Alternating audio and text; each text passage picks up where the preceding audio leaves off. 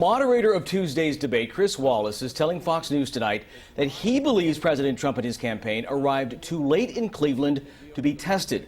Wallace says there was an honor system for the two campaigns about testing, but to be clear, we don't know if the president was given a rapid test before the debate. This is according to Chris Wallace. But with that, let's bring in CBS 13 political analyst Gary Dietrich now. Gary, if this is true, this is a pretty big deal.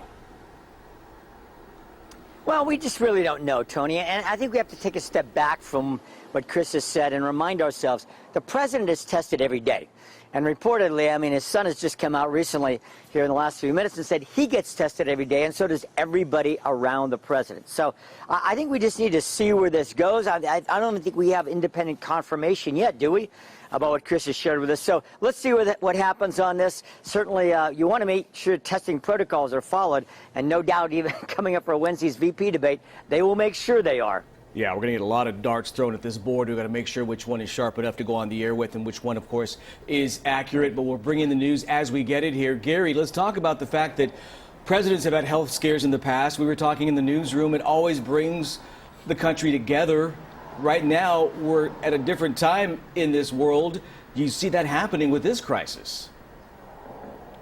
Well, you know, Tony, certainly we would hope so. I mean, we've seen a lot of that today. I mean, I was frankly impressed when Bob Woodward came out and Interact today and said, listen, you know, we don't have to be beating on the White House for information. Let's just all take a step back. He took a very compassionate approach towards the president and the first family and the rest of those around him. So, you know, we would hope that we could. I mean, we always have to remember, look, we are Americans first.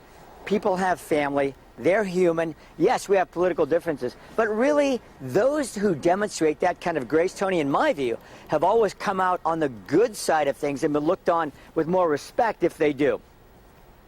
And Gary, within the last hour, we know Joe Biden has said that he was removing attack ads against President Trump. Are you expecting to see more changes in the coming days in terms of the tone of the campaign? Yeah, that's a great question, Elizabeth. It's already been toned down. You rightly point out that the attack ads were pulled down.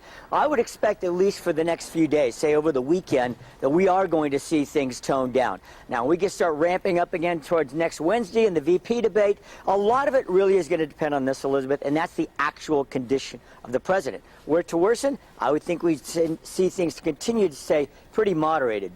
All right, Gary, as always, thanks for your time. We'll talk with you again with any new information at 10 o'clock tonight and as the days go forward.